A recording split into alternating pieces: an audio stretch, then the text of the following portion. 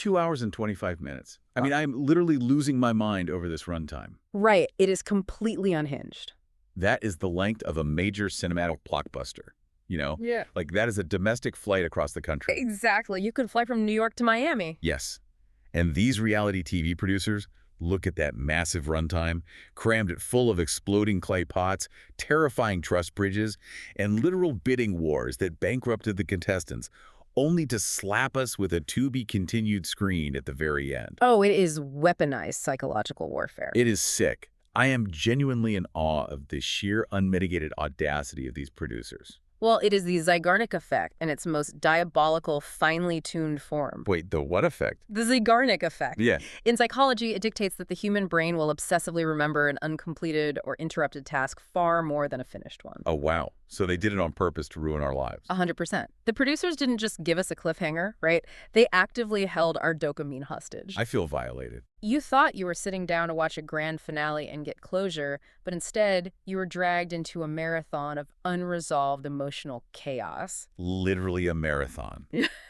Welcome back, babes. Good morning, good evening, good night, good life, babes. We are so glad you survived the week. We love you, and we are so incredibly happy to have you here with us in the Snark Squad, surviving this absolute television trauma together. Because let me tell you, when that screen faded to black without giving us a winner, I almost threw my remote out the window. It is a miracle we are both upright and functioning today. Barely functioning. Barely. And just to set the baseline for our collective survival as we unpack this mess, the pineapple tequilas are officially on deck. They've got. They are poured, they are dangerously strong, and they are deeply necessary for the psychological deep tissue massage we are about to undergo. And babes, yes, the Indian food is also on deck. Because, babes, it's tradition at this point. It is a required coping mechanism. We ordered Uber Eats directly to the studio before we even hit record. Yeah. And babes, the food was immaculate. I am talking about a culinary religious experience arriving in plastic takeout containers. We needed the fortification. I mean, we got the butter chicken, which has that perfect, rich, complex creaminess. Oh, it's so good. The paneer tikka masala with the smoky char, the garlic naan, samosas, biryani. Literally a feast.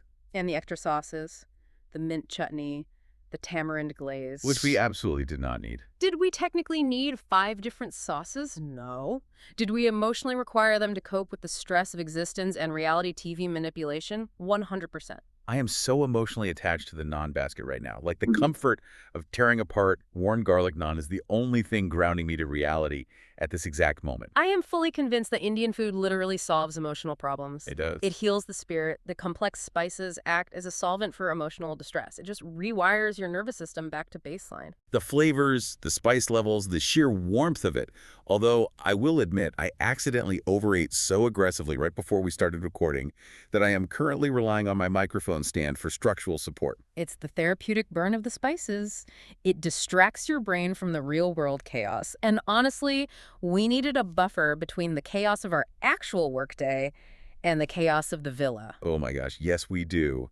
We need to discuss the chaos of our workday with the Snark Squad. Because for anyone new hanging out with us, when we aren't decoding reality television delusion, we are both dentists at separate practices. Yes, we are. And let me tell you, the pendulum swing from healthcare professional to messy reality TV commentator is severe. It is a wild emotional whiplash. I'll start with my highs and lows. Yeah. My high today was purely surviving the emotional gauntlet of back-to-back patients. Just getting through it. Survival is a valid high. It is.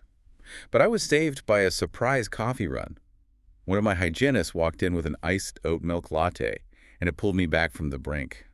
Plus, a patient complimented my scrubs today, and I won't lie, my ego skyrocketed. Validation from a patient is top-tier currency. Really is. What was your high? My high was actually finishing work early. My last patient canceled, so I got to sit at the front desk and just passively absorb the coworker gossip. Oh, I love that. Unfiltered dental assistant drama is its own reality show. Oh, it honestly is. The alliances, the betrayals over vacation days, it's fascinating. But the lows were aggressive today. Let's hear it. I am questioning every single life choice that led me to dentistry by 3 p.m. Every single one. Every single one. Why? Because adulthood is just a nonstop avalanche of emails. I am a medical professional. Why am I answering 40 emails about the supply chain logistics for cotton rolls? The cotton rolls. It is always the cotton rolls. You pretend to be this put-together authority figure, but inside you are just exhausted by the admin work, running behind schedule, faking professionalism. I feel that in my bones. I was so emotionally drained, just pushing through the afternoon. But my low. The absolute peak of office tragedy today. What happened? Someone microwaved fish in the break room. No, absolutely not. That is immediate grounds for termination. Thank you. It is a violation of the Geneva Conventions. Fish. At 12:30 in the afternoon, the entire clinic smelled like a tragic boiling aquarium. I was trying to remain incredibly professional while doing a filling, but internally, I was holding my breath and plotting my resignation. See, that is precisely why we needed the spicy paneer tikka to burn those memories out of our olfactory system. Exactly. But clearly, we love to punish ourselves because what did we do after this exhausting, emotionally draining day? We went to rec basketball. We did. We went to rec basketball after work again. And babes, we still suck. We suck so incredibly bad. It is almost a performance art piece at this point. It genuinely is. I missed the easiest shot of my life today. A wide open, completely unguarded layup. The ball left my hands, hit the underside of the rim, and aggressively bounced into the bleachers. It is genuinely baffling how bad we are. This is officially our 4th class. Are we regulars now? I think we are. We know the guy at the front desk. Do we own the gym? Because the moment we run up and down the court exactly one time, we are instantly out of breath. It sounds like a critical medical emergency every time we try to pivot on defense. I know. We are just wheezing on the sidelines. But here's the thing. I am hyper-focused on the team spirit and the elite vibes.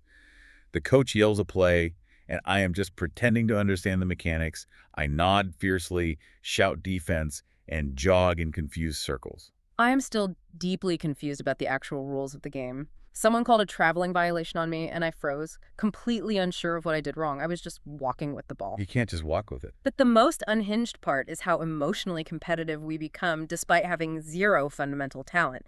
I am out there taking the league way too seriously, ready to argue with the referee over a foul while contributing absolutely nothing to the scoreboard. We are so chaotic.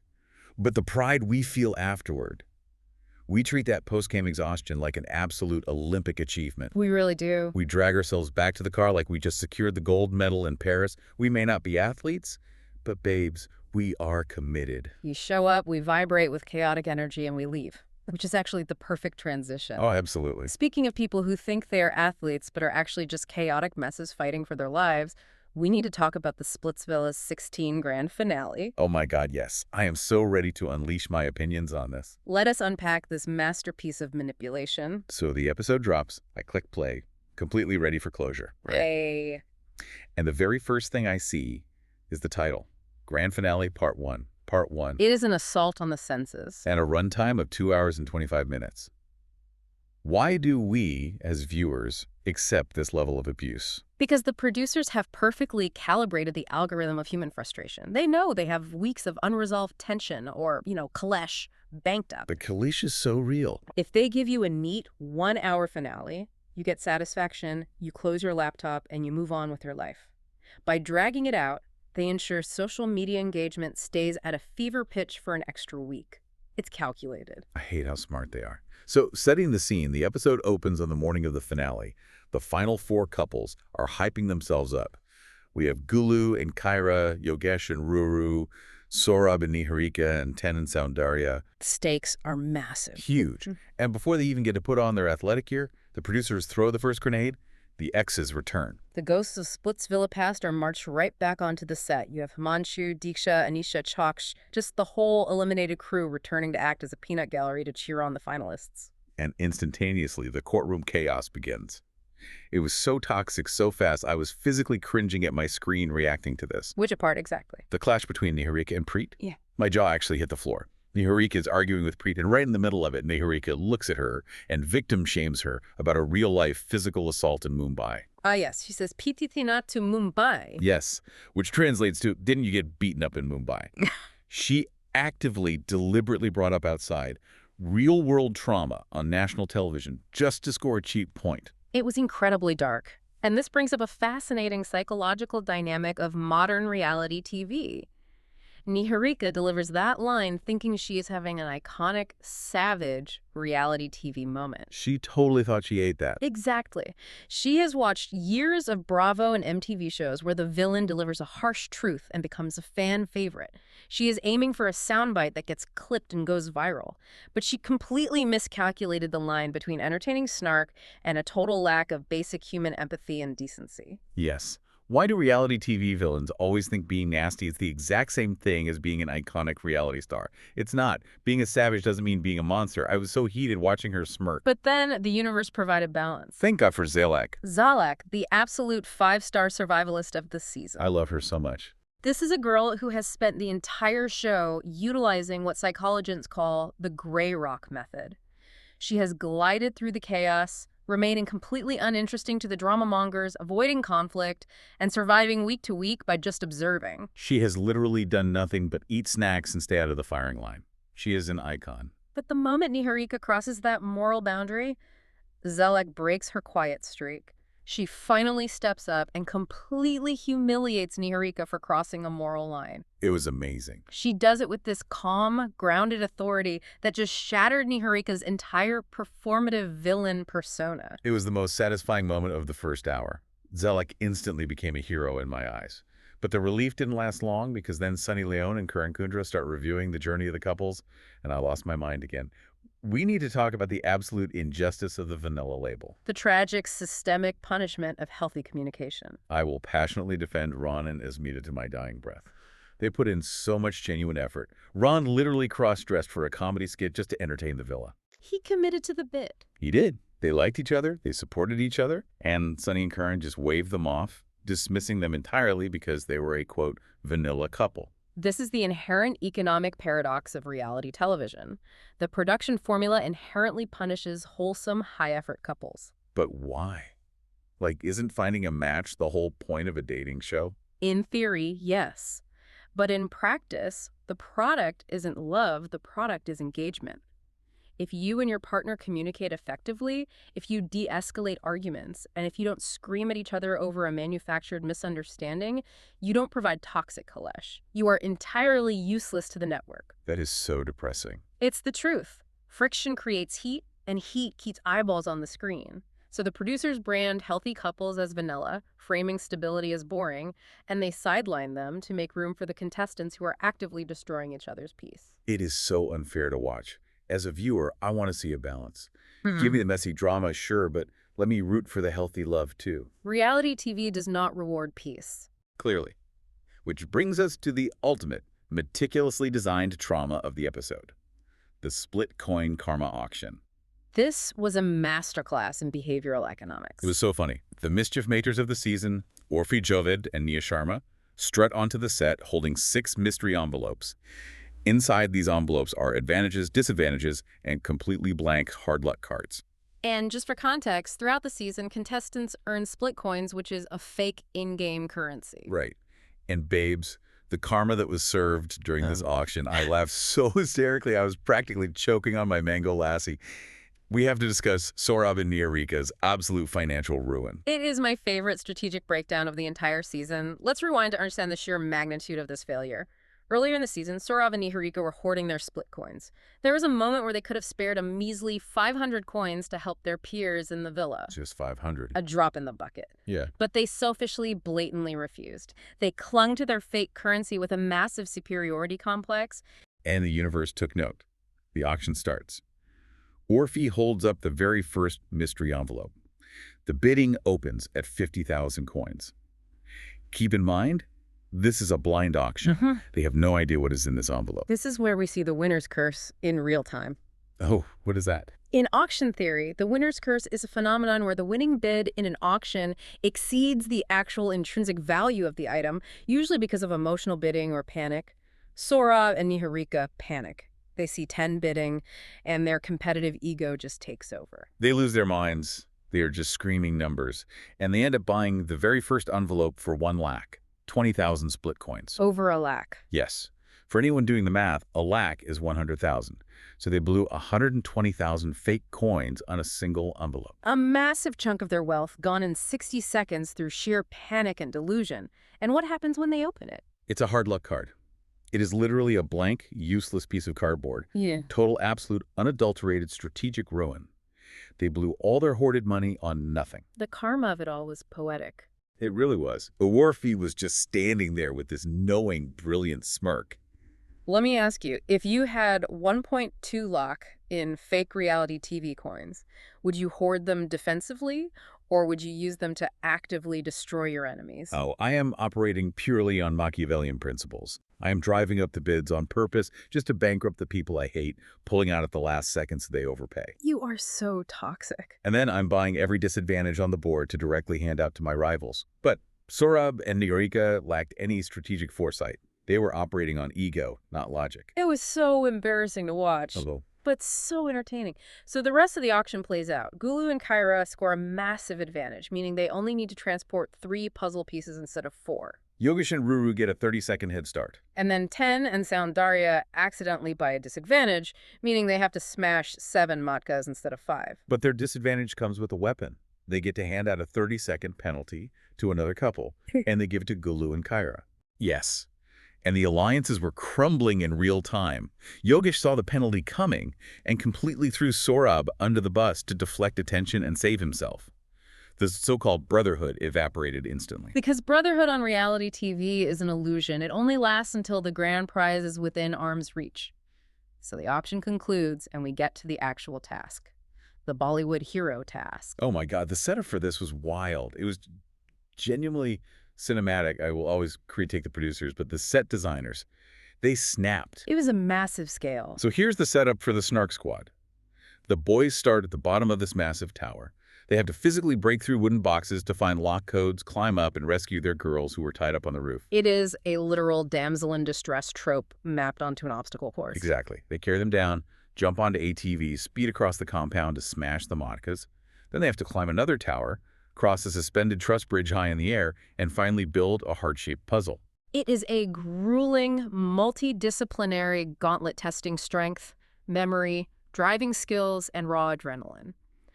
But this challenge also highlighted a glaring issue that we need to unpack: the systemic production favoritism surrounding Gulu and Kyra. I am still emotionally exhausted by it. I was so annoyed. The blatant favoritism was just, it was too much.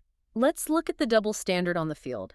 When Saurabh and Niharika were running the course, Himanshu, who was in the audience, tried to shout some advice on how to unlock a gate. Right, he was just trying to help. Sunny and Karan instantly snapped at him. They actively silenced him, yelling that he couldn't help. They rigidly enforced the rules of outside interference. They were so strict about it. But then, when Gulu is performing, it is a completely different universe. Gulu is screaming across the arena, coaching his entire alliance, shouting instructions to his friends during their runs, basically acting like he is the co-director of the episode. And what do Sunny and Karan do? Absolutely nothing. Crickets? Nothing. They just let him do whatever he wants. It is a textbook example of the halo effect in action. The halo effect is a cognitive bias where our overall impression of a person influences how we feel about their character. Gulu is the golden child. He's the production darling. Look at the stats. He won the audience vote by a landslide, securing 38.4 million votes. 38.4 million. That is astronomical. And he backed it up physically. He completed that brutal course in 16 minutes and 33 seconds. He is fast. But because he is the star player, the producers unconsciously or consciously grant him a massive halo. They let him bend the rules because his energy drives the show. But as a viewer, that production bias leaves a very sour taste. It totally does. Yeah. And he knew he was the golden child, too. He literally treated the ATV section in the rescue mission like he was auditioning for a Bollywood action film. He was posing. Pausing to flex. Posing for the drone cameras while carrying Kyra. The ego was out of control. But while Gulu was busy posing, I want to pivot to the actual visceral tragedy of this task.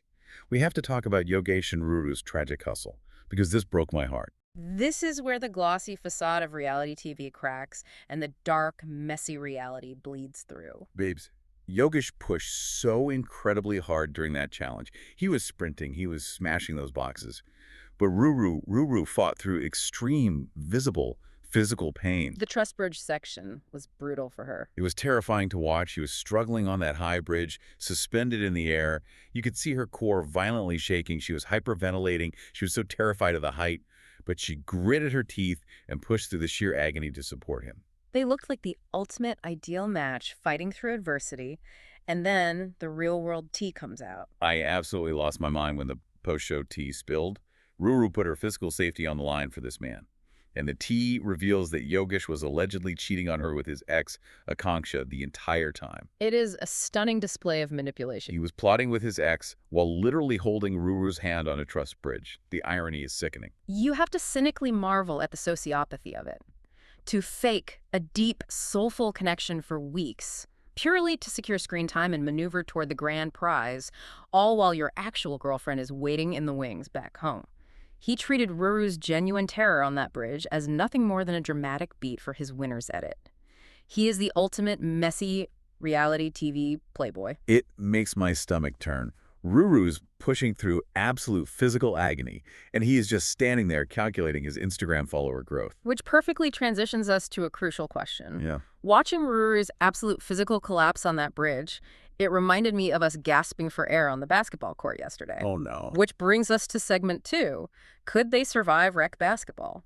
If we drag these Splitsvilla contestants into our terrible rec league, who is emotionally collapsing? Oh, this is my favorite game. Let's start with Gulu. Gulu would be an absolute nightmare on the rec court. He wouldn't collapse physically, but he would take it way too seriously. He would argue with the ref. He would actively try to change the rules mid-game. He would be yelling at me for missing my layup. He would be wearing professional compression gear for a Tuesday night amateur game. Exactly. Now, Niharika.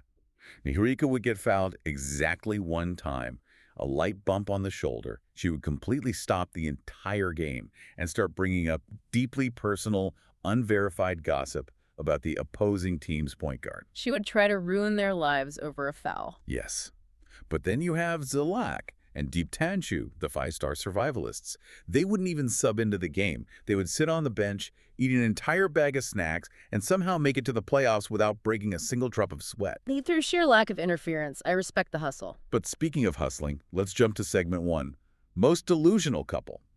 Because after everything we just talked about, I need to know your pick. Which couple is surviving purely on attraction and absolute chaos? It is a tough call, but my pick is Saurabh and Niharika. I sarcastically argue that it takes a special clinical kind of delusion to think you can victim shame someone on national TV, hoard fake coins, and not expect the universe to instantly bankrupt you in a blind auction. They thought they were untouchable masterminds. The math on their delusion is staggering, I agree, but I am going to push back emotionally. My pick is Yogesh and Ruru. And I say that with so much love for Ruru, but she was delusional. She pushed her body to the absolute breaking point in that challenge for a man who was allegedly plotting with his ex the entire time. You have to be delusional to not see that this man is treating you like a prop. That is a fair point. The red flags were waving, and she just sprinted right past them. She really did. And you know who else has flags? Gulu. Which brings us to segment 3, biggest main character energy. I think we are in full agreement here. Who behaves like the star of the show at all times? It is Gulu. It is. And I hate how he acts like the villa literally belongs to him. He walks around like his name is on the deed. But when production lets you break the rules and shout over the veteran hosts without any penalty, you are the main character. He literally treated the ATV and the rescue mission like he was the star of an action movie. He is too much. Ugh. But while we are on the topic of being too much, we have to talk about the final, most twisted part of the episode. The 5 lakh temptation. The ultimate psychological stress test. So the couples have run the gauntlet. They're exhausted. They're standing right in front of the final puzzle stage. Uorfi and Nia step out one last time, and they offer an ultimatum. 5 lakhs in cold, hard cash. Which is roughly around $6,000 US.